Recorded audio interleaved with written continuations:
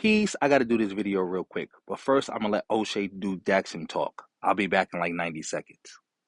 A few days ago, Myron got into a beef with Abba and Preach. And in that beef, he made some really strange claims. The main point that he was trying to get over is that despite being a smaller channel than Abba and Preach, he actually gets more views than them. We're sitting at what? 19M? Right? This channel only has like what? 420,000 subscribers, something like that? Right? Now let's go ahead and find. Okay. Yeah. Okay. So they have 2 million subscribers, 2.26. I got 420. Pulling in 19 million views the last 30 days. They pulled in 7.6 mil. Now, I've been on YouTube for quite some time, and those people who, in which I deem are shock jocks, typically can get, on average, 4 views every day, especially if they have some level of an offline presence. What do I mean when I say offline presence? Somebody like Myron, who is going to events, debating people, going to college campuses, collaborating a lot. This improves his offline presence. The more a person that's a content creator goes out and does debates, kind of in the real world, it's a content loop. So you're getting known, at that particular school, and then you're also, that footage is being shot there. But then if you're polarizing, and if you are an asshole, basically you don't even need to really be good as a content creator because everything you do is controversial. So you're gonna get views. Oshay Duke Jackson, you just described yourself, minus the offline interaction. You just described yourself. That's what you do. You are not talented. If you said this about Myron Gaines, I know you got some self-reflection and you can see that that applies to you. You make basically the same video over and over and over again with basically the same thumbnail with basically the same title about basically the same subject. Oh, Nick Fuentes did this. Brandon Tate. Oh, they did this to Brandon Tate. Oh, Brandon Tate was cool until this happened. That's you. You have no skill. You don't talk about nothing. Your channel is just a slot machine. That's all it is. A slot machine. You just put out controversial titles, talk about controversial things, the same thing over and over and over again. Tweak the thumbnail, tweak the title, and that's it.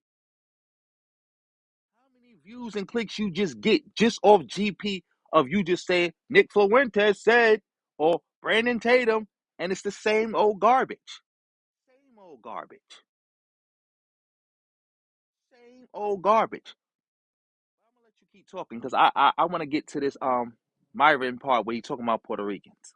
And one of the ways to become more controversial is to break the rules, all right? And especially if you're on Rumble, X, say things that are just outrageous about certain groups of people so they can be pissed off and they can start watching your show or start hating on your show. And this, like you did with black women, like you doing now, clout chasing behind FBA and Tariq and talking bad about Africans. You're the same person. what Myron has done. He's done it with the blacks. He's done it with the Jews. The blacks. Man. But watch how he does it here. Puerto Rican, bro, I hate to say it. Most y'all lazy as bro. And since you guys are American citizens, you guys abuse welfare. Honestly, Puerto Ricans are basically Hispanic blacks. Yo, let's just call it a million. Puerto Ricans are Hispanic. Let's just call it a million. Another bozo. See, y'all twins. The blacks, let's call it a million. Bro. That's what y'all are, bro. You guys are the blacks of the Hispanic community. You and Dominicans, bro. Your Spanish is up. Nobody understands you. Cubans are a close second. So now Myron is targeting. Again, first of all, Myron, quiet. Don't talk about Puerto Ricans. Don't talk about Dominicans. Don't talk about Cubans. Don't talk about anybody. Like, all this clout chasing is just going to get you hurt, bro. Because the Boricuas don't play like that.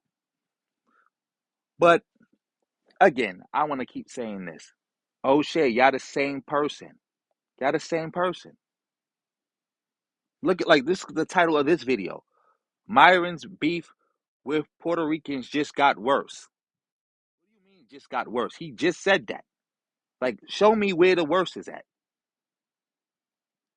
And I'm pretty sure phone call, but we're gonna get back to this video. Puerto Rican community, which, I have very little information on how this started, but from what I can see, at least since February, Myron has been really going back and forth with Puerto Ricans, calling them dumb. He's been saying, that they're lazy, them and Dominicans. I mean, just things that you should never say about a group of people, because ultimately this is hate speech. Hate speech like you doing against Africans right now. Hate speech like Tariq is doing against Africans and black people around the world and people from the Caribbean and black immigrants. Tariq says stuff just like Myron Gaines, but even worse. Tariq even created his own slur for black immigrants. You co-sign that all the way through. Tariq has literally created a hate group, a hate cult. As far as I know, Myron is, like you said, a shock jock. He don't got no hate cult following. Where he got a group of people calling themselves something, and he got his own little personal hate cult that goes around attacking other people. Like, yeah, I know he's a misogynist. He doesn't so you got a lot of misogynists who watch him, but I don't think they particularly invested in him as their leader. Just like you got a lot of white supremacists who watch him too, and I don't think they particularly invested in him as their leader. But I'm gonna let you continue because you're exposing yourself. Because everything you saying about Myron applies to you, except the going outside part, because you don't go outside, Oshay. Continue. It's just not true. I mean, you don't have lazy people of any community, of any group, but just to throw that out there for everybody is wrong. And so what ended up happening was the Puerto Rican community started to threaten Myron. So y'all know Myron Gaines lives in Miami-Dade County, right? Did y'all see that video where he talked about Puerto Ricans, Dominicans, and Cubans? Look it up. Just remember that every time you see him at a club, every time you see him at an event, every time you see him anywhere, just remember that he thinks low of Puerto Ricans, Dominicans, and Cubans. He says that we're lazy, that we are all on food stamps. Not to say anything wrong with that, but the way he's portraying it as if it is wrong.